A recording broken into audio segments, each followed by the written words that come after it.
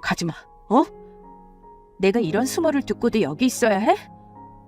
엄마 말이 좀 섬해서 그렇지 속으론 그렇게 생각 안 하실 거야. 엄마가 요 근래 불면증에 시달리셔서 예민하셔서 그래. 어? 불면증에 시달린다고 할 말 못할 말 막 하진 않잖아. 그만 감싸. 오빠가 그러면 그럴수록 더 싫어지니까. 왜 이래? 우리 결혼 이대로 끝날 거야? 아니잖아.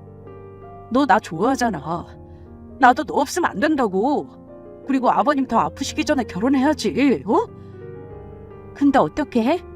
어머님이 저렇게 나오시는데? 반대하신다잖아. 난 설득할 자신 없어. 게다가 그게 우리 아빠가 이유라면 더더욱. 알았어. 내가 엄마한테 얘기할게. 엄마 지금은 저러시지만 제대로 얘기 들어보시면 또 마음 바뀌실 거야. 우선 진정 좀 하고 차라도 마시고 진정 좀 해. 제 성격을 아는 남친은 제가 이대로 가버리면 정말 이별의 최후 통첩을 내릴 거라고 생각했던 모양인지 저를 끈질기게 붙잡았습니다. 사실 남친의 말도 맞았어요. 저는 한 번 아니면 아닌 사람이라 남들보다 고집이 엄청 세거든요. 게다가 다른 사람도 아니고 저희 아빠를 모욕했는데 제가 어떻게 참을 수가 있겠어요? 안 그래도 아빠 아니면 이렇게 결혼을 서두를 필요도 없었고요. 여러모로 저는 화가 나는 상황이었지만 일단 참았습니다. 그리고 다 식은 차를 후루룩 삼키듯 마셨고요. 남친은 이렇게 집에 온 김에 제게 자신의 방을 구경시켜주겠다고 했습니다. 그럴 기분이 들지 않았지만 마지못해 남친의 방으로 갔어요. 방에는 아기자기한 피규어들과 잘 정돈된 책상과 침대가 있었습니다. 남친의 취미 생활을 잘 아는 저는 그런 것들이 마냥 귀여워 보였어요. 내내 가라앉았던 기분이 좀 나아지는 걸 느꼈죠. 그렇게 남친의 방을 구경하자 하품이 밀려왔습니다. 남친의 말로는 어머님이 화가 나시면 꼭 자신의 방문을 닫고 들어가서 낮잠을 주무시고 나오면 아무 일 없었다는 듯 멀쩡해진다고 하더라고요. 그러니까 두어 시간 뒤에 자신이 엄마에게 잘 얘기할 테니 좀 기다렸다 한 번만 다시 뵙고 가면 어떻겠냐고 묻더라고요. 어차피 자리를 박차고 바로 나가지 못했으니 저도 그러겠다고 말했죠. 남친이랑 둘이서 침대에 앉아 꽁냥대고 있으니 시간은 잘 가더라고요. 문제는 어제 어머님 뵈러 온다고 잠을 설쳐서 그런지 너무 졸리더라고요. 이런 상황에서 잠이 오다니 저도 어이가 없었습니다. 하지만 몰려오는 잠을 참을 수가 있나요? 제 상태를 눈치챈 건지 남친이 그러더라고요. 많이 졸리면 여기서 좀 자고 있어. 그래도 돼? 아무리 그래도 그렇지. 뭐 어때? 내 방인데. 어머님도 아직 안 일어나신 것 같은데 나 그냥 오늘은 갈게. 무슨 소리야? 결혼 허락받고 가야지. 내 고집도 고집인데 오빠 고집도 보통 아니다. 그걸 이제 알았어? 그러니까 얼른 누워. 좀 자고 있어. 그래, 내가 졌다 졌어. 고 자. 알았지? 저를 침대에 눕히고 이불을 덮어준 남친이 자장가를 조용히 불러줬습니다. 진짜 잠이 솔솔 오더라고요. 언제 잠이 들었을까요? 불편한 잠자리에서 깊은 잠이 들 리가 없었어요. 한 30분쯤 흘렀을까? 저는 퍼뜩 눈을 떴습니다. 집안은 고요했어요. 상황 파악을 한 저는 재빨리 일어나 이부자리를 정돈했습니다. 설마 어머님이 그 사이에 깨시진 않았을까? 그랬으면 자신을 깨웠어야지. 도대체 남친은 어디 간 걸까? 하는 생각을 하며 살며시 문을 열었습니다. 거실엔 아무도 보이지 않았어요. 어디 밖에 나가신 건가? 창을 보며 천천히 걸음을 디딜 때였습니다. 두런두런 말소리가 들리기 시작했어요. 조금 열린 방문 틈 사이로 어머니와 남친의 얘기 소리가 들렸습니다. 엿듣는 게 취미는 아니었지만 저는 귀를 쫑긋 세우고 가까이 다가갔어요. 엄마, 내 계획을 다 망칠 셈이야? 계획은 무슨 계획? 넌 말도 없이 저런 애를 데려오면 어떡하니? 내가 노노이 얘기했지? 너 아빠 없이 자랐다고 똑같이 아빠 없는 애를 데려와? 저 집 테리사이 될 일 있어? 대릴싸움이라도 돼야지 그럼. 그게 무슨 소리야? 조용히 해. 희연이 깨겠어. 네 목소리가 더 크다 이놈아. 아, 희연이네 집 진짜 잘 살아. 아버님이 대기업 임원하셨다가 은퇴하셨다고. 그것도 30년을 일하셨는데 퇴직금이 좀 많겠어? 뭐? 진짜야? 그래서 내가 그랬잖아. 아들 인생 이제 좀 피겠다고. 근데 엄마가 도와주지는 못할 망정 이렇게 회방 놓을 거야? 세상에, 재산이 얼마나 있길래 그래? 나도 자세히는 모르는데 일단 건물 하나는 갖고 계신 것 같더라고. 희원이가 그러는데 그 건물에서 나오는 수익만 달에 1,000만 원은 된다고 그랬어. 세상에나, 1,000만 원? 그렇다니까. 게다가 지금 갖고 계신 아파트도 노른자리 땅이라 장난 아닌데 우리 결혼하면 아파트도 해주신다고 했다니까. 아이고, 그럼 내가 실수했네. 우리 아들 계획을 망칠 뻔했구만. 그러니까 그냥 뭐라고 하건 예쁘다 예쁘다 하라고 했잖아. 아니, 갑자기 아빠 아프다는 소리 듣고 내가 횟가닥 청실을 놓았지 뭐니. 그리고 아버님 돌아가시기 전에 결혼을 해야 내가 그 재산을 물려받지. 희연이 오빠 있단 말이야. 돌아가시고 나면 유산 상속대로 하면 오빠랑 반반 나눠야 하잖아. 근데 그쪽 오빠는 원래부터 아버님 재산에 관심도 없고 혼자 잘 산다고 하더라고. 그럼 그 돈은 다 누구 거겠어? 그게 다 희연이 몫이 되면 그게 결국 내 거잖아. 근데 왜 돌아가시기 전에 결혼을 해야 한다는 거야? 엄만 내가 그렇게 얘기했는데도 몰라? 결혼 전에 유산을 미리 상속받아놔야지. 그래야 돌아가시고 나서 오빠란 놈이 딴소리를 안 할 거 아니야. 아이고, 똑똑한 우리 아들. 거기까지 생각을 한 거였어? 그러니까 엄마는 희연이 깨고 나면 내가 잠시 헛소리한 거였다고 무조건 이 결혼 찬성한다고 그렇게 말해. 알았지? 알았어. 걱정하지 마. 그들의 얘기를 듣자 온몸의 피가 차갑게 식는 걸 느꼈습니다. 그렇게 의지하고 믿었던 남자친구가 지금까지 저를 속여왔다니요. 저를 사랑하지도 않으면서 저희 집 재산 때문에 저와 결혼하려고 했단 사실이 감당할 수 없을 정도로 충격적이었습니다. 온몸이 부들부들 떨리고 눈물이 차올랐어요. 자리에 서 있을 수가 없을 정도로 몸이 흔들렸지만 이를 꽉 물고 참았습니다. 대화를 듣다 보니 곧 얘기가 끝나 나올 것 같아 급히 다시 방으로 들어와 이불을 뒤집어 썼습니다. 아니나 다를까 남친이 방으로 들어와 저를 깨우더라고요. 희연아, 아직 자? 제가 묵묵부답이자 남친은 어쩔 줄 몰라 하더니 이내 저를 흔들었습니다. 희연아, 일어나 봐. 응? 많이 피곤했어? 눈도 빨갛고 몸이 안 좋아 보이는데? 좀 그런 것 같아. 그래? 내가 괜히 붙들고 있었나? 엄마 일어나셨는데 나가서 얘기 좀 해볼래? 엄마가 할 얘기가 있으시대. 이대로 사라지고 싶었지만 그럴 순 없었습니다. 잠시 동안 저는 많은 생각을 했어요. 지금까지 날 속인 남친한테 어떻게 복수를 할까? 그리고 아빠와 저를 능멸한 그의 어머님한테 어떤 식으로 되갚아줄까? 수많은 생각을 하다 내린 결론은 하나였습니다. 이 더러운 집안과 쪽내는 거요. 저는 자리에서 벌떡 일어났습니다. 무슨 얘기를 하신대? 아까 반대하신다는 얘기를 또 하시려는 건 아니지? 그럴 리가 있겠어. 일단 나와봐. 제 속을 모르는 남친은 연신 싱글벙글이었습니다. 제 뜻대로 잘 되어가고 있어서 나오는 행복한 얼굴이었죠. 하지만 제겐 그저 가식덩어리로 보였습니다. 한 사람이 사랑스러운 존재에서 한순간에 이렇게 역겨운 존재로 몰락할 수가 있을까요? 웃는 낯을 보는 게 너무 괴로웠습니다.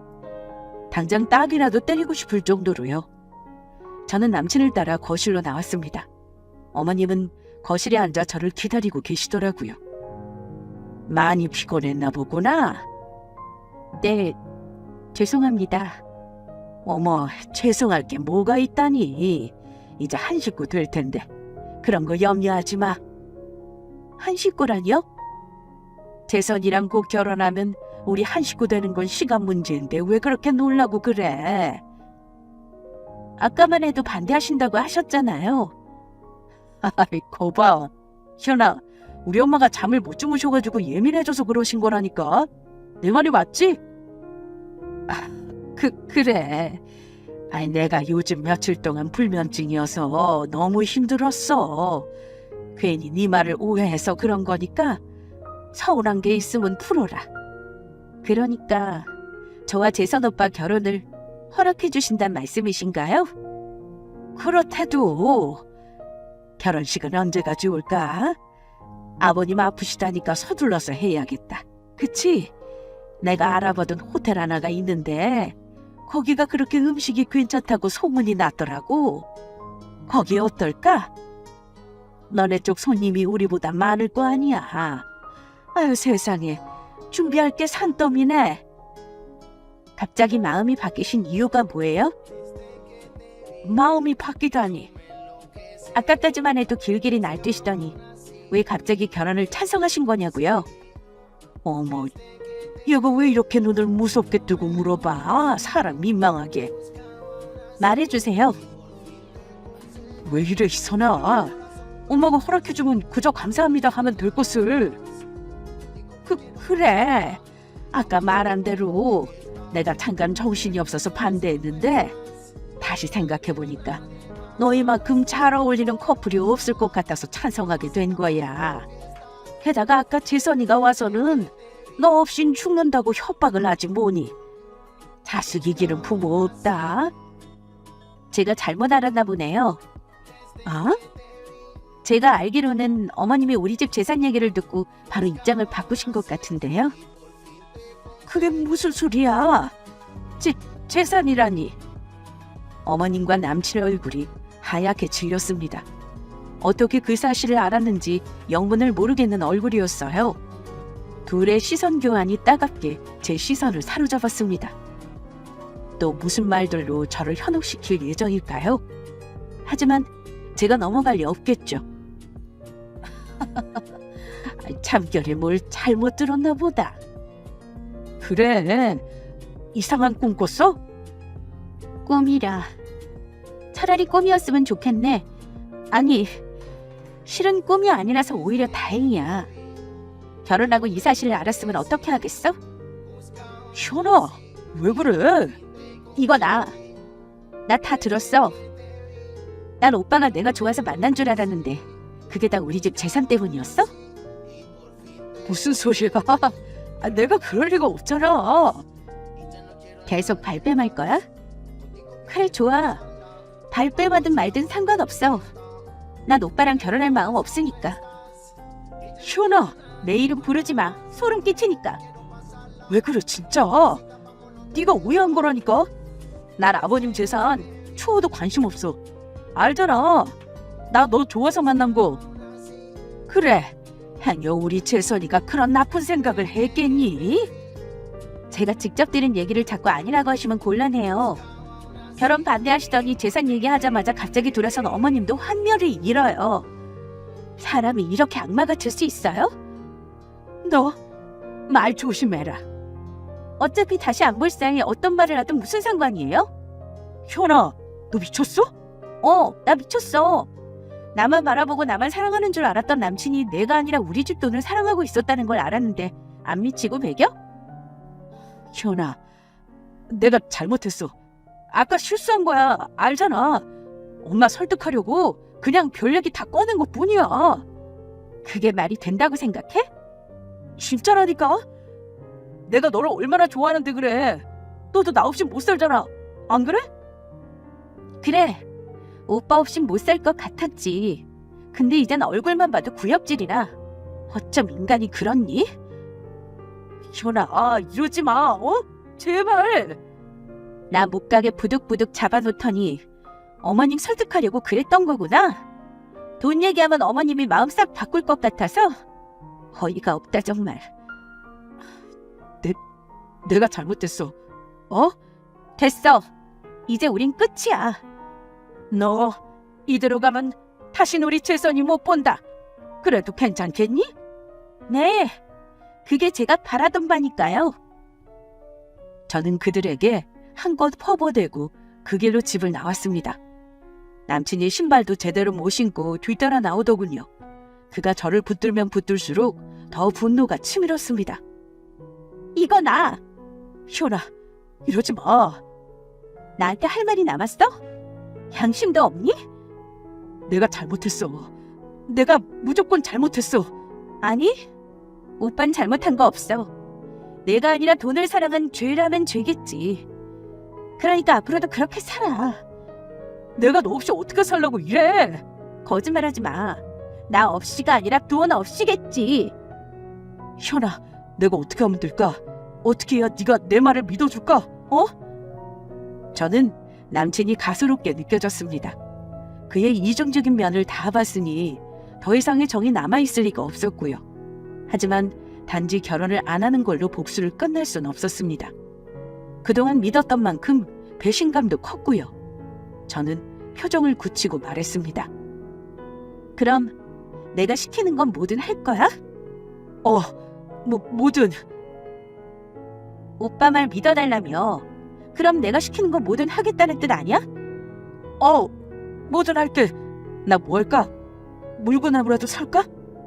아니, 물구나무 서서 뭐 하게. 그럼? 그래. 그럼 이건 어때? 말만 해. 내일 자기 회사 앞에서 무릎 꿇고 벌써. 뭐라고? 못 알아들었어?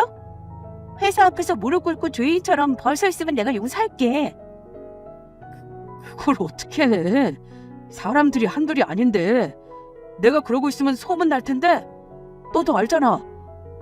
그거 말고 다른 건 다 할게. 다른 걸로 하면 안 될까? 못하겠어? 그럼 간도. 오빠랑 나도 오늘부로 끝이야. 내 성격 알지? 한 번 아니면 아닌 거. 희원아, 비켜. 할 얘기 끝났으니까 난 이만 갈게. 할게. 하면 되잖아. 그럼 나 용서해 줄 거야? 생각해 볼게. 남친은 고개를 끄덕이며 알겠다고 했습니다. 저는 속으로 회심의 미소를 지었어요. 사실 자신의 직장 앞에서 그런 쪽팔린 짓을 할 거라곤 생각하지 못했거든요. 그런데 얼마나 돈에 미쳐 있었으면 그러겠어요? 다음 날, 저는 약속한 시간에 남친의 회사 앞으로 갔습니다. 남친은 멀리 서 있는 저를 보며 쭈뼛거리더라고요. 그래도 뭔가 결심했는지 남친은 가지고 온 돗자리를 펼치고는 앉아 무릎을 꿇었습니다. 남친의 행동에 퇴근하던 직원들이 무슨 일이냐며 수군거리기 시작했어요. 대로변 한가운데 초라한 남친의 행색은 볼만했습니다. 저는 남친의 앞으로 가까이 다가갔습니다. 손도 들어야지. 희원아, 그것까진 좀... 이제 좀 봐주라. 아니, 약속은 지켜야지. 손 들어. 남친은 울상을 지으며 손을 들었습니다. 그때까지만 해도 회사 동료들은 사랑 싸움 이겠거니 하며 저희를 흥미롭게 관전하고 있었습니다. 이제 큰 소리로 외쳐. 나 정재선은 김희연 부모의 재산에 눈이 멀어 사랑 없는 결혼을 하고자 했다라고. 미쳤어? 아니라고 했잖아. 아직도 못 믿는 거야? 내 말이 맞잖아. 그게 아니라면 이렇게 무릎까지 꿇었겠어? 겨우 나 하나 때문에? 재선 씨 정말이야? 재산 때문에 결혼하려고 했다는 게? 세상에나. 그렇게 안 봤는데 보통 아닌 사람이네. 그렇게 오래 사귀었다면서? 아닙니다. 진짜 아니에요. 저 희연이 좋아서 만난 거라고요. 거짓말하지 마. 버젓이 증거가 다 있는데 이래? 증거라니. 너 도박했잖아. 그것도 나 몰래 대출까지 받아서. 도박이요? 네, 도박이요. 그래서 돈에 더 쪼들린 모양이더라고요. 저는 왜 이렇게 이 남자가 돈에 목을 매나 싶었거든요. 근데 그게 다 이유가 있었더라고요. 그걸 네가 어떻게 알아? 내가 도박했다는 증거라도 있냐고. 우리가 메일을 공유하는 사이라는 거 몰랐어? 아무래도 이상하다 싶어서 어제 들어가 보지도 않던 메일함을 한번 뒤져봤지. 근데 대출 독촉 메일이 와 있더라고. 그게 아니라. 아니긴 뭐가 아니야. 저 이 남자가 이런 쓰레기인 줄도 모르고 미래를 약속할 뻔했다니까요. 세상에, 재솔씨 그렇게 안 봤는데. 그러게요. 게다가 우리 회사 도박에는 엄청 민감한데 아시잖아요. 대표님이 도박 때문에 돈 날리고 다시 시작한 사업이라 도박하는 사람한테 치 떠는 거. 알지, 알다마다. 제발 비밀을 해주세요. 제가 어떻게든 잘 수습할 테니까. 수습은 무슨, 이미 수습도 안 될 정도로 벌려놓은 것 같던데. 너 진짜 날 망하게 하려고 작정한 거야? 미쳤냐고. 나한테 한 짓 그대로 돌려받아야지. 그럼 이 정도로 끝날 것 같았어? 김희연, 왜? 이제 무서워? 겁이 덜컥 나? 그래, 그래야지. 그러니까 진작에 모든 걸 고백하고 용서를 빌지 그랬니? 그랬으면 내가 불쌍해서라도 여기까지는 안 나왔을 텐데. 용서해 준다고 했잖아. 무릎 꿇으면 용서해 준다며. 그래, 용서해 줄 거야. 용서만 해줄게. 이렇게까지 오물을 뒤집어 쓴 당신이 불쌍하니까. 다만 다시 합칠 생각은 없어. 내 성격 알잖아. 한 번 아니면 끝까지 아닌 거. 희연아. 나오지도 않는 눈물 짜지 마. 그래, 네 말이 맞아. 내가 도박하고 돈이 없고 쪼들려서 너랑 결혼 서두르려고 했어. 사실 재산 탐는 것도 맞고. 그런데 그게 뭐 어때서? 사랑하는 사이에 서로 도움도 받고 그러면 좋음 좋아? 내가 너한테 그동안 해준 것도 많잖아. 어이가 없네. 이젠 뻔뻔하게 나오는 거야? 우리가 함께한 세월이 얼만데 이렇게 쉽게 헤어져? 난 그렇게 못해. 네가 못해도 내가 하면 돼. 어떻게 그렇게 쉽게 변해? 내가 널 얼마나 좋아하는데. 그 순진하기 짝이 없는 얼굴 진짜 역겹다. 희연아. 남친이 저를 붙드는 모습을 보며 직장 동료는 물론이고 모인 인파들도 수군거렸습니다. 무슨 치정 싸움인 줄 알고 몰려든 이들이 사실을 알고는 남친을 손가락질했어요. 하지만 남친은 이판사판인지 전부 내려놓고 오히려 발악을 하더군요. 지금까지 저와 사귀었으니 결혼은 무조건 자기랑 해야 하는 거라며 말도 안 되는 고집을 피더라고요. 무슨 마음으로 회사 앞에서 무릎까지 꿇었는지 알만했기에 이해가 안 되는 건 아니었지만 그 상황 자체는 짜증이 났습니다. 결국 그 싸움을 보다 못한 누군가가 끼어들었어요. 정대리, 진짜 보자 하니 너무하는구만. 부장님, 남의 일에 끼어드는 거 아니라 그래서 가만히 보기만 하고 있었는데 자네 이게 지금 무슨 행패인가? 아닙니다, 부장님. 오해가 있으신 것 같습니다. 그냥 사랑 싸움입니다. 웃기는 소리 하지 말라 그래. 이건 사랑 싸움이 아니라 사기지, 사기. 사기라뇨. 탐지도 않습니다. 재산 노리고 속여서 결혼까지 하려 하고 도박을 한 것도 감췄지 않나. 그게 바로 사기라는 걸세. 내가 이번 일은 위아 보고를 해야겠어. 안 됩니다, 부장님. 제발 그러지 말아주십시오. 이제까지 일머리 좀 없어도 사람 하나 착한 거 보고 다 참아줬는데 착한 게 아니라 아주 악마였구만. 그래. 부장님, 죄송합니다. 진짜 제가 정신이 나가서 그랬습니다. 잘 해결할 테니까 이번 한 번만 눈 감아 주십시오. 됐네. 부장이라 불린 남자가 저의 손을 덥석 잡으시더니 고개를 절레절레 흔드시더군요. 그리고는 저보고 힘내라고 하시며 얼른 집에 돌아가 보라고 했습니다. 그동안 욕보셨다는 말에 그제야 참았던 눈물이 마구 흐르더라고요. 저는 어안이 벙벙한 상태로 서 있는 남친을 뒤로하고 집으로 돌아왔습니다. 그리고는 방문을 닫고 엉엉 울었습니다. 밖에서 엄마가 무슨 일이냐고 물었는데 아무 말도 못했습니다. 다음날 저는 월차를 쓰고 집에서 쉬었습니다. 엄마가 계속해서 제게 이유를 묻고 싶어 하셨지만 마음이 진정된 건 그날 밤이었어요. 저는 엄마에게 사건의 전말을 모두 털어놓았습니다. 엄마는 같이 눈물을 흘리며 저를 위로해 주셨습니다. 문제는 남친이었습니다. 남친은 그날 밤 저희 집까지 찾아왔습니다. 아직 아빠에게 설명하지 못했기 때문에 무시하고 돌려보내려고 했지만 끈질기게 초인종을 누르더라고요. 결국 엄마가 소금을 한 바가지 퍼서 문을 열고 남친에게 뿌려버렸습니다. 더 이상 할 말이 남았냐고 호통을 치는 엄마에 의해 남친은 그냥 돌아갔습니다. 아무리 복수를 한다고 해서 이 분노가 완전히 사그라들까요? 그러기에 시간이 아직 좀 더 걸릴 것 같습니다. 아빠에게는 남친이 다른 여자를 만나서 헤어졌다고 말했지만 사실 믿지는 않는 눈치세요. 아빠는 긍정적인 생각을 하시며 하루하루를 열심히 살아가고 계십니다. 의사는 3개월밖에 살지 못할 거라며 시한부 선언을 했지만 엄마가 아빠를 시골에 모시고 가신 뒤로는 웃음도 많아지시고 건강도 좋아지셨는지 6개월이 지난 지금까지도 잘 지내고 계십니다. 그리고 그 뒤로 남친은 더 이상 집으로 찾아오지 않았습니다. 엄마 아빠가 이사를 간 뒤로 저도 다른 집으로 이사를 왔거든요. 남친의 직장 동료가 어떻게 제 SNS를 알았는지 안부를 전해줬는데 웃음이 나오더라고요. 남친은 그 뒤로 윗선까지 모든 게 밝혀져 퇴직을 당했다고 합니다. 퇴직할 때도 곱게 나가지 않고 온갖 진상이란 진상은 다 부렸다고 하더군요. 어머니까지 찾아와서 물을 끼얹고 불을 질러버리겠다고 얼토당토 않은 협박을 해서 결국 경찰에 붙잡혀갔다는 얘기였습니다. 진짜 두 모자는 진상이의 진상이었나 봅니다.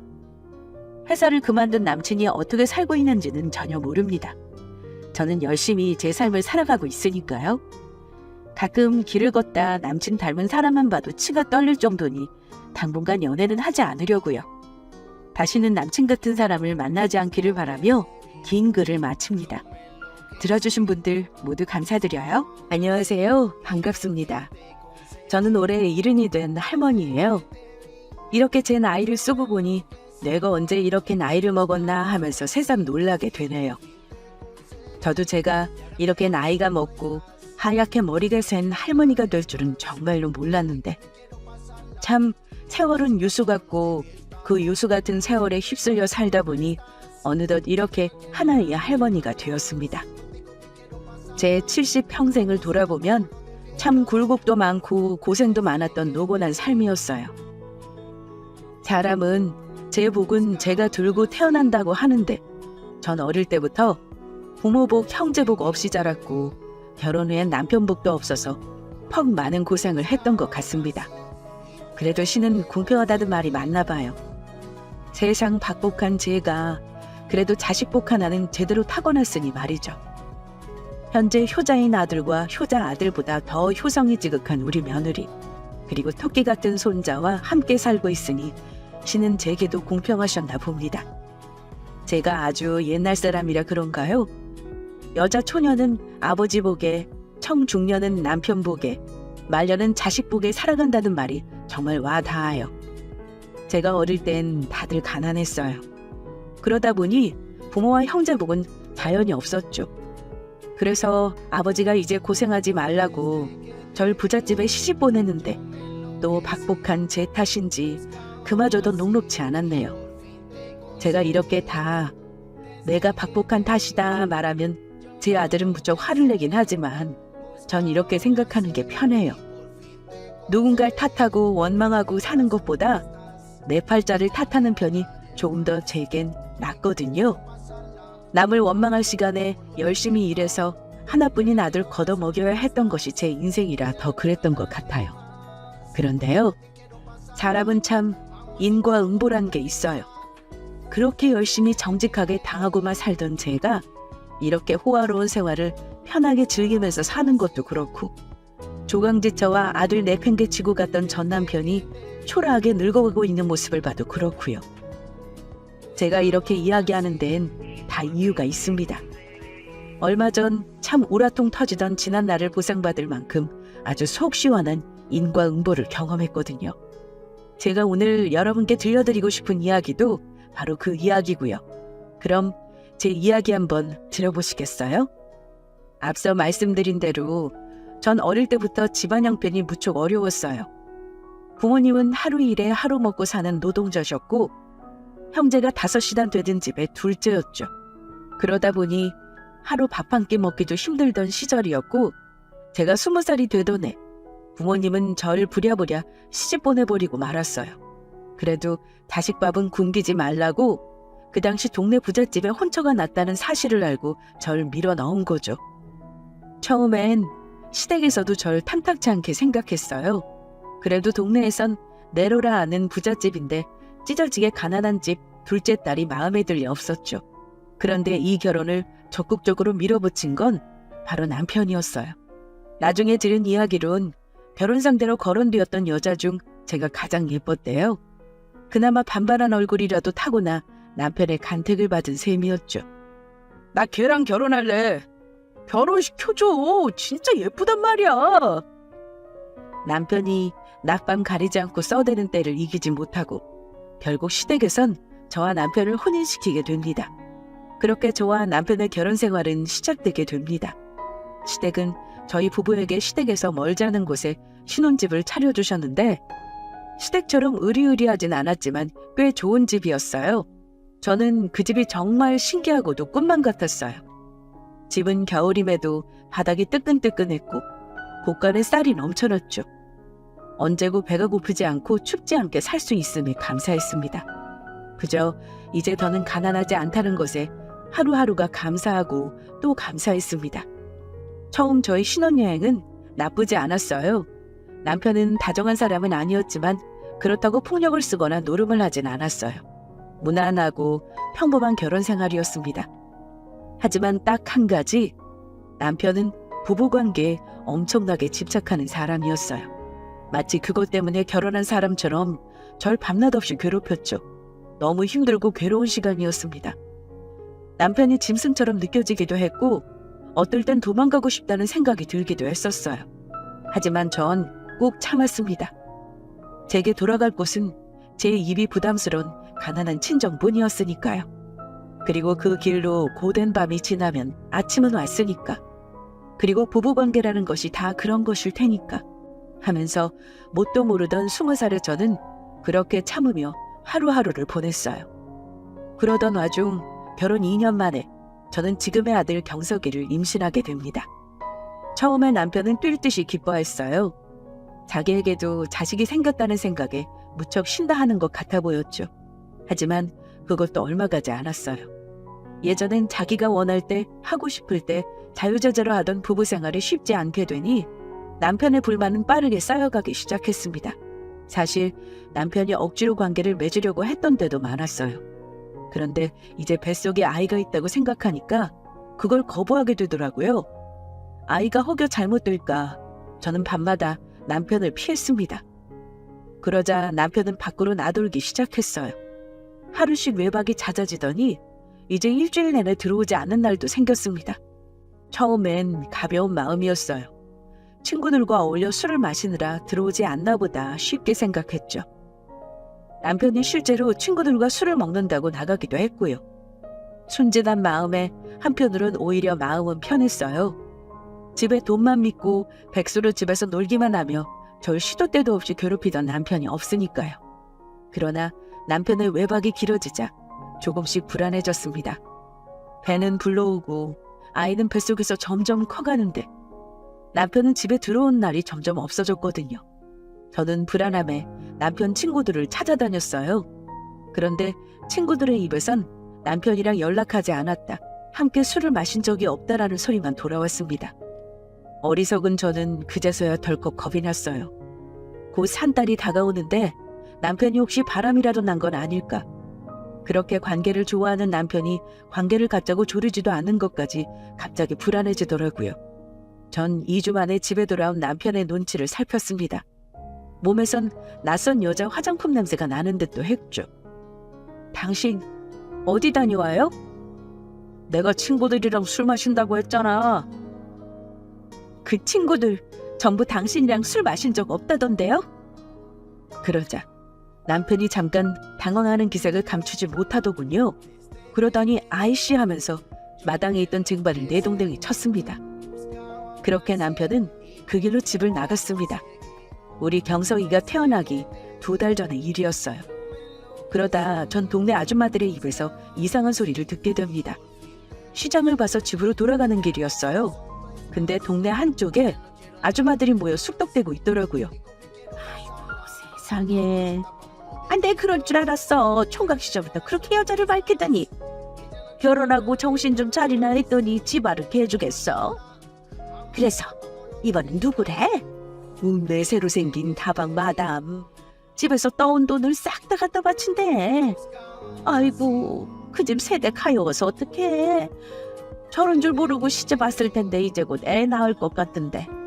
뭐 얼마 가겠어? 이번에도 또 그러다 말겠지. 하여튼 남봉꾼이 어디 가나 어딜 가. 쯧쯧 혀까지 차며 고개를 절레절레 흔들더라고요. 그런데 뭔가 기분이 이상했어요. 뭔가 쎄한 느낌이랄까?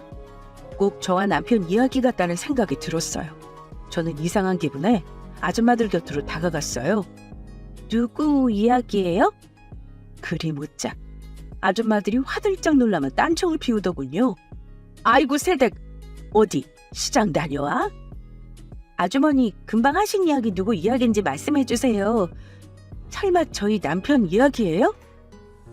제가 곧 울 듯이 묻자 아줌마들이 손살에 치며 아니라고 하시더군요. 저는 이상한 기분에 아예 자리에 앉아 캐물었어요. 누구 이야기인데요? 말씀 좀 해주세요.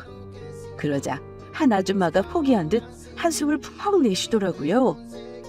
뭐 숨긴다고 숨겨져. 사람 그만 우습게 만들고 이야기해줘. 그러자 이야기를 꺼낸 아줌마가 힘겹게 입을 여시더군요. 그게 새댁 남편 말이야. 새댁이 옆 동네에서 살다 와서 잘 모르는 것 같아서 하며 꺼낸 이야기는 가관이었어요. 남편은 이 근처에서 유명한 남봉꾼이었더군요. 술집 잡부는 물론이고 지나가는 처녀들까지 모두 건드리고 들쑤셔서 집안에서도 엄청난 골칫덩어리였대요. 그래서 결혼을 서둘렀고 몇 없던 혼처 중 제가 반반한 얼굴로 간택된 거라고요. 결혼해서 정신 차렸나 했는데 지금 읍내에 새로 생긴 다방 마담과 한 살림 크게 차렸다고 그걸 본 사람도 여럿 있다고까지 하더군요. 전 그 자리에 털썩 주저앉았습니다. 새댁 부모가 지창금 받아 챙긴 건 알고 있는 거지? 낙하다는 듯 절 바라보며 말씀하시는 아줌마의 얼굴에 저는 그나마 남아있던 힘이 쭉 빠지는 기분이었어요. 지창금이라니 처음 듣는 이야기였어요. 가난에 허덕이다 도망오다시피 한 결혼 뒤에 이런 사연이 있었다니 저는 넋이 빠진 사람처럼 앉아 있었어요. 한동안 정신을 차릴 수가 없었죠. 설마 내 눈으로 직접 확인해 봐야겠다. 전 그 길로 일어나 시내로 향했습니다. 거의 만삭이 되어가는 몸을 이끌고 동네 아줌마들이 말해준 다방 앞에 섰죠.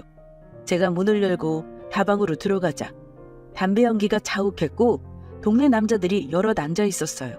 그리고 입술에 빨간 립스틱을 바른 한 여자가 저를 의아하게 쳐다보고 있더군요. 어떻게 오셨어요? 저 장필용 씨 찾으러 왔는데요. 장필용? 아, 형부는 왜요? 형부라니. 저는 어이가 없어서 허탈한 웃음을 웃으며 말했어요. 제 남편이에요. 어머 세상에. 잠시만요. 여자는 질겅질겅 씹던 껌을 뱉어 손가락에 쥐고 안으로 다다다닥 달려갔습니다. 언니! 형부 본청 있어 본청! 안쪽에 쳐져 있던 커튼이 걷히고 그 안에서 남편과 한 여자가 나오더군요. 다 듣고 온 것임에도 덜컥 심장이 내려앉았습니다. 여보, 여기서 뭐해요? 저는 더듬더듬 남편을 향해 물었죠. 그러자 남편이 짜증난다는 듯 절 쳐다보더군요. 여기가 어디라고 와? 당장 나와! 여보, 잠깐만요. 전 남편 손에 이끌려 가게 밖으로 끌려 나왔고 남편은 저를 노려보며 말하더군요. 별거 아니고 집에 가서 기다려. 알겠지? 곧 아이 태어나요. 당신 알고는 있어요? 알아. 애 낳기 전까지 갈 테니까 기다려. 하더니 제 팔을 툭 치며 웃더군요. 남자가 조강지쳐 버리는 거 봤어? 걱정하지 말고 얼른 집에 가. 그 뻔뻔한 태도에 어찌나 황당하고 어이가 없던지 화도 나지 않더군요. 전 남편이 제게 싹싹 비는 것까지 바란 건 아니었어요. 다만 미안하다거나 변명이라도 할 줄 알았어요. 그런데 조강지쳐 버리지 않을 테니 집으로 가 있으라니 정말 황당하게 그지없었어요. 하지만 전 힘이 없었습니다. 바람난 여자 머리채라도 잡고 흔들고 싶었지만 그럴 만큼 깡다구가 세지도 못했거든요. 터덜터덜 집으로 돌아오며 별의별 생각이 다 들더군요. 이게 다 내 잘못은 아닐까? 임신해서 남편의 관계를 거절했던 내게 상처받은 건 아닐까? 정말 남편은 돌아올까? 만약 오지 않으면 어쩌지? 정말 수만 가지 생각이 머리를 스쳤지만 결국 결론은 단 하나였어요. 그래, 남편도 아이를 낳고 아빠가 되면 변할 거다. 지금은 정신 못 차려도 곧 정신 차리고 돌아올 거다. 처음 나와 결혼했을 때 바뀌었던 것처럼. 그날 밤 전 뜬 눈으로 밤을 지새웠지만 결국 남편은 돌아오지 않았습니다. 그렇게 남편이 돌아오지 않은 채 2달이란 시간이 덧없이 흘렀습니다. 새벽에 진통이 왔어요. 그리고 그날 아침 긴 진통 끝에 우렁찬 울음을 울며 병석이가 태어났어요. 전 제 아이를 안고 한참을 울었습니다. 아이가 무사히 태어났다는 감격과 곁에 남편이 없다는 서름, 그리고 남편이 돌아오지 않으면 어쩌지 않은 두려움이 뒤섞인 복잡한 심경이 담긴 눈물이었습니다. 그러나 제 걱정과 달리 남편은 한 달 만에 집으로 돌아왔습니다. 마지막으로 다방에서 본 모습과 달리 떼꾼한 행색으로 손에는 짐을 가득 든 채로요. 누구에게 맞은 건지 온 얼굴이 멍과 상처투성이었죠. 전 아이가 태어난 지 한 달 만에 그런 걸로 집으로 돌아온 남편이 야속했지만 아무 말 없이 남편을 받아주었습니다. 돌아와 준 것만으로도 감사하다고 생각했거든요. 남편도 아무런 말 없이 병석이를 안아 올리더군요. 나중에 들은 소문으론 해외로 일하러 나갔던 다방 마담 남편이 돌아왔대요. 흠씬 두들겨 맞고 가지고 있던 돈까지 모두 빼앗겨 다방에서 쫓겨났다고 하더라고요. 사실 한편으론 억장이 무너졌지만 한편으론 속이 시원했습니다. 제가 때릴 수 없는 남편을 누군가 때려주었으니 그 사람이 고맙기도 하더군요. 동네 부끄럽고 창피한 일이었지만 전 모른 채 해주었어요. 한 번의 실수는 있을 수 있으니까. 그래도 내 아이의 아버지이니까. 그래도 살아야 하니까요. 그렇게 저희 부부는 아무 일도 없다는 듯 일상으로 돌아왔습니다. 남편은 여전히 백수였고 시댁에서 데워주는 생활비로 생활했고요. 남편은 또 집에서 절 괴롭히기 시작했죠. 학대에 가까운 부부관계에도 저는 이를 악물고 버텼습니다. 임신에 관계를 맺지 못하자 바람이 나버렸던 남편의 전적을 생각하며 모든 고통을 감내했어요. 또 바람이나 집안을 내팽개치는 것보단 낫다는 생각에서였어요. 그렇게 세월은 흘렀고 남편의 바람기는 잠잠해졌습니다. 그리고 무럭무럭 자란 경석이는 어느덧 8살이 되었습니다. 아이가 학교에 입학하던 때쯤이었나 봐요. 나 이번 주 주말에 못 들어와. 왜요? 이번에 필수날 잔치가 있는데 술판이 크게 벌어질 건가 봐. 거기서 놀다가 올 테니까 기다리지 말어. 알겠어요. 늘 백수처럼 할 일 없이 집구석에서만 빈둥대던 남편이 하루 외박을 한다고 하니 숨통이 트이는 듯도 해 저는 얼른 대답했어요. 그게 우리 가족의 불행이 될 줄은 꿈에도 모르고 말입니다. 남편은 그 주 주말 말한 대로 돌아오지 않았습니다. 그리고 그 다음 주에도 그 다음 주도 소식조차 없었죠. 어디서 사고라도 난 건지 혹시 무슨 일이 있는 건지 저는 걱정이 하루하루 말라갔어요. 결국 남편이 들어오지 않은 지 2주째 되던 날 주말 병석이의 손을 잡고 필수 씨네 집으로 찾아가기에 이릅니다. 필수 씨네 집은 저희 집에선 꽤 떨어져 있었습니다. 지역 자체가 달랐기에 주소 한 장 달랑 들고 남편을 찾아 나섰어요. 대중교통도 여의치 않던 그때 물어 힘들게 필수 씨네 집에 도착했습니다. 그리고 정말 오랜만에 필수 씨를 만나게 되었어요. 필수 씨는 주말이라 그런지 때마침 집에 있었어요. 필수 씨 안녕하셨죠? 아이고 재수 씨, 여긴 무슨 일이세요? 저희 남편이 필수 씨 잔치에 간 후로 집에 들어오질 않아서요. 혹시 무슨 일이라도 있나 찾으러 왔어요. 네? 놀란 듯 눈을 동그랗게 뜬 필수 씨의 입에선 뒤이어 아라는 탄식이 흘러나왔습니다. 이 자식이 진짜. 저는 무언가 알고 있는 듯한 필수 씨를 향해 다급히 물었습니다. 왜요? 경석이 아빠한테 무슨 일이라도 생겼어요? 그게 저도 몰라요. 이 자식이 어디를 갔지? 곤란한 표정을 지는 필수 씨를 붙들고 저는 꼬치꼬치 캐물었습니다. 그러나 필수 씨는 끝까지 입을 다물고 말해주지 않더군요. 대신 아무 일 없어요. 일단 몸은 건강할 거니까 걱정하지 마시고 집에 가서 기다리세요. 저도 연락 한번 취해볼게요. 라는 말만 하더군요. 그날 저는 제 등에서 잠든 경석이를 업고 그 먼 길을 돌아왔습니다. 그렇게 하루하루 속이 타고 피가 마르는 시간이 흘러갔습니다. 그리고 남편이 집으로 돌아온 건 한 달 후였습니다. 그런데 남편 혼자만 온 것이 아니었어요. 남편의 곁엔 한 젊은 여자가 있었어요. 두 사람은 손을 꼭 잡고 있었죠.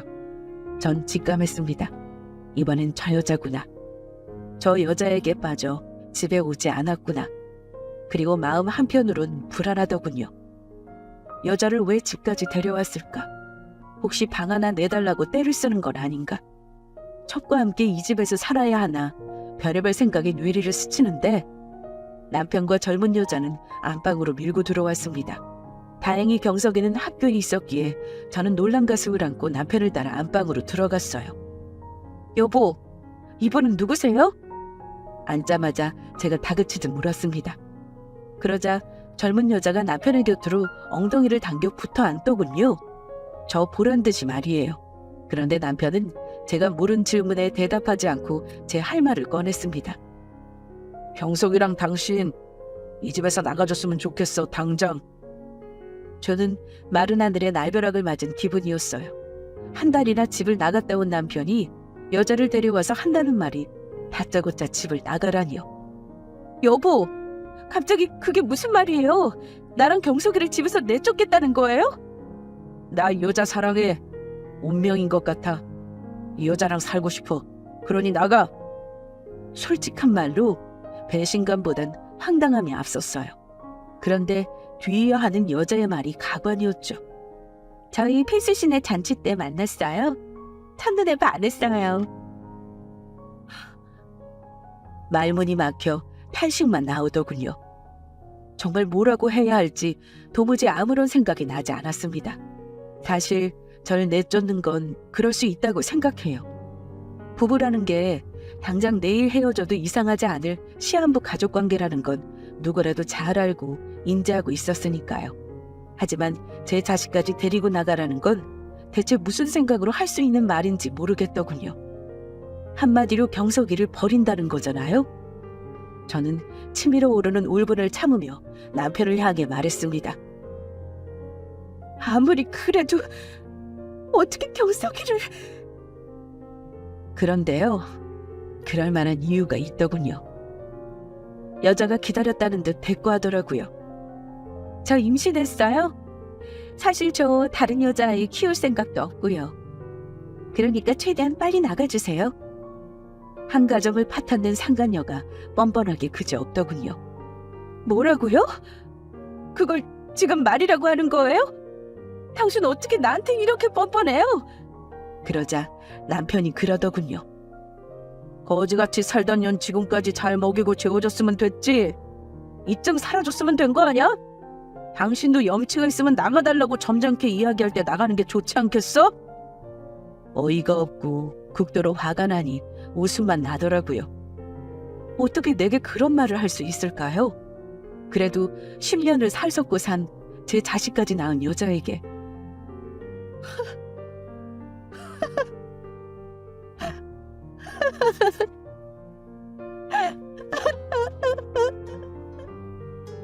저는 그 자리에 퍼질러 앉아 울음 섞인 웃음을 웃었습니다. 그런데 그때였습니다. 엄마, 아빠. 경석이의 음성이 들려오더군요. 대체 어디까지 들은 건지 문 밖에선 경석이는 울고 있었어요. 제 아버지에게 받은 상처를 어찌 주체하지 못한 채로요. 그렇게 저희 모자는 돈 한 푼 없이 그 집에서 쫓겨났습니다. 당장 잘 곳도 배고른 아이를 먹일 돈도 없었어요. 10년간 모진 결혼 생활 끝에 제 손에 남은 거라곤 볼품없는 옷 몇 벌과 신발 한 켤레뿐이었어요. 하지만 제겐 경석이가 있었어요. 힘을 내야 하는데 당장 살 걱정에 눈앞이 깜깜했어요. 당연히 형편이 빤한 친정에는 찾아갈 용기도 나지 않았습니다. 저는 경석이와 함께 하염없이 걷고 또 걸었습니다. 앞으로 이 아이를 데리고 어떻게 살아야 할까? 그 걱정이 슬프지도 화가 나지도 않더군요. 그 길로 전 식당에 취직했어요. 가게 주인은 가게에 작게 달린 방을 저와 경석이에게 내주었어요. 아이를 인근으로 전학시켰고 저는 아이를 위해 열심히 일했습니다. 그렇게 열심히 일하니 작은 단칸방이 생겼고 그 단칸방에서 2칸짜리 방으로 이사를 하게 되었어요. 늘 가슴 아픈 건 그 힘든 환경에서도 실은 내색하지 않은 경석이었어요. 경석이는 초중고 단 한 번도 1등을 놓친 적이 없었어요. 제 아버지에게 그리 모진 상처를 받았음에도 경석이는 참 올바르게 커줬습니다. 밤을 새워 코피가 날 정도로 공부를 했고요.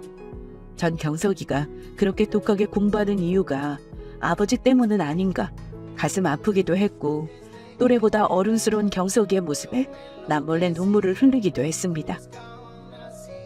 그런 경석이를 보며 이를 악물고 열심히 살다 보니 작고 허름했지만 제 식당도 생기게 되었고 그때쯤 경석이는 너무도 당연하게 한국에서 최고로 좋은 대학에 입학하게 되었어요. 첫 입학금을 어렵게 마련해 경석이의 손에 쥐어주며 저는 말했습니다. 경석아, 고생했어. 고맙다 내 아들. 그러자 경석이가 그러더군요. 전 늘 어머니께 큰 빚을 지고 살았어요. 저 때문에 이렇게 고생하시는 거 너무 잘 알아요. 조금만 기다려주세요. 제가 정말 꼭 성공해서 어머니 편안하게 해드릴게요. 저는 경석이의 말에 눈물을 흘렸습니다. 지금까지 힘들었던 노고가 모두 녹아내리는 듯한 기분이었어요. 전 경석이의 손을 꼭 잡으며 말했죠. 엄마는 말만으로도 너무 좋아.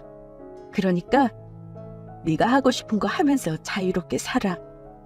알겠지? 지금까진 아버지에게 복수하듯이 공부했지만 이제는 아니에요. 이젠 우리 행복을 위해서 공부할 거예요. 그러니까 어머니는 이제 아무 걱정하지 마세요. 내심 그 생각에 마음이 아팠던 제 마음을 어떻게 읽었는지 경석이가 그렇게 말하더군요. 저는 그제야 진심으로 안심할 수 있었죠. 그런데 경석이는 정말 자신이 한 말을 지켰습니다. 대학에 입학한 경석이는 지금까지보다 더 열심히 공부했어요. 군대에서 휴가를 나와서까지 도서관에 갔으니 정말 대단한 열정이었죠. 그렇게 경석이는 4년 내내 장학금을 받으며 학교를 다녔고 졸업과 동시에 친구들과 함께 사업을 시작했습니다. 바로 인터넷 쇼핑몰 홈페이지를 구축해주고 관리해주는 일이었는데 그때쯤 막 인터넷이 활성화되던 시기였고 서서히 의류나 생필품 구매가 오프라인에서 온라인으로 옮겨가던 시기였죠. 경석이의 성견지명은 그대로 맞아떨어졌습니다. 남다른 프로그램과 영업 전략으로 시작한 경석이의 회사는 하루가 다르게 나날이 발전해갔어요. 커져가는 인터넷 쇼핑 시장만큼 엄청난 속도로 성장이 익었죠. 큰 돈을 벌게 된 경석이가 가장 먼저 한 일은 제 명의로 된 아파트를 사는 것이었습니다.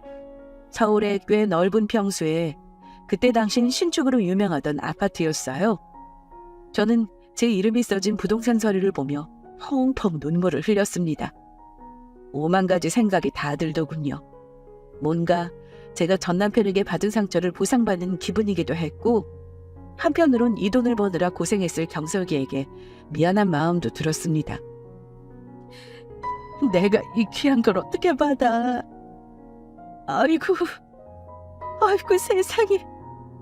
어머니, 받으실 자격 충분하세요. 이제 가게도 그만 정리하시고 편하게 사세요. 경석이의 강력한 요구로 저는 오랫동안 했던 식당도 정리하고 집에서 편안하게 살게 되었죠. 그렇게 사업이 자리를 잡게 되고 경석이는 32살이 되던 해에 참한 여자를 하나 데려와요. 제가 결혼하고 싶은 여자예요. 안녕하세요, 어머님. 수줍게 인사하는 모습이 어찌나 귀하고 예쁘던지 마음에 쏙 들더군요. 아가, 반갑다. 아주 반가워. 그렇게 저희 셋은 자주 밥도 먹고 시간도 보냈습니다. 그 사이에 새학이 될 아이와는 정도 많이 쌓였죠. 두 사람의 상견례 날짜가 잡힌 지 얼마 지나지 않은 때였습니다. 불현듯 걱정이 들더군요. 혹시 홀어머니 아래 자란 경석이를 저쪽 집에서 반대하진 않을까. 전 걱정스러운 마음에 입을 열었습니다. 아가, 난 결혼하고 너희랑 따로 살 거고 자주 보자고도 안 할 거야. 그러니까 난 신경 쓰지 말고 둘이 행복하게 살아. 알겠지? 그러자 며느리 될 아이가 그러더군요. 그게 무슨 말씀이세요, 어머님? 저 어머님이랑 같이 살고 싶어요. 사실 어머니가 싫으면 같이 살기 싫다고 했을 거예요. 근데 저 어머니가 너무 좋아요. 그래서 꼭 같이 살고 싶어요. 집에도 말씀드렸어요. 저희 엄마 아빠도 내가 좋으면 그렇게 하라고 하셨어요. 그러니까 저희랑 같이 살아주세요. 네? 제 손까지 꼭 잡으며 그리 말하는데 정말 눈물이 핑 돌더군요. 부모복, 남편복, 지지리도 없던 제가 자식복을 타거나 이렇게 말년에 호강하는구나 싶기도 하고요. 그렇게 둘은 결혼했고 저희는 기존 아파트는 세를 주고 더 큰 집으로 이사를 했습니다. 정말 행복했어요. 며느리는 알뜰히 절 챙겼고 평생 없던 딸이 생긴 것처럼 좋았습니다. 경석이의 사업은 날로 확장하고 번창하고 있었고요. 성공한 젊은 사업가라고 작게 인터뷰까지 실릴 정도였으니 경석이의 말대로 크게 성공한 셈이었죠. 게다가 제 인생 가장 기쁜 소식이 찾아옵니다. 제 며느리가 임신을 한 거예요. 이제 제가 할머니가 된다니 감회가 새롭고 너무 큰 감동과 감격에 저는 설레서 밤잠을 설칠 정도로 기뻤습니다.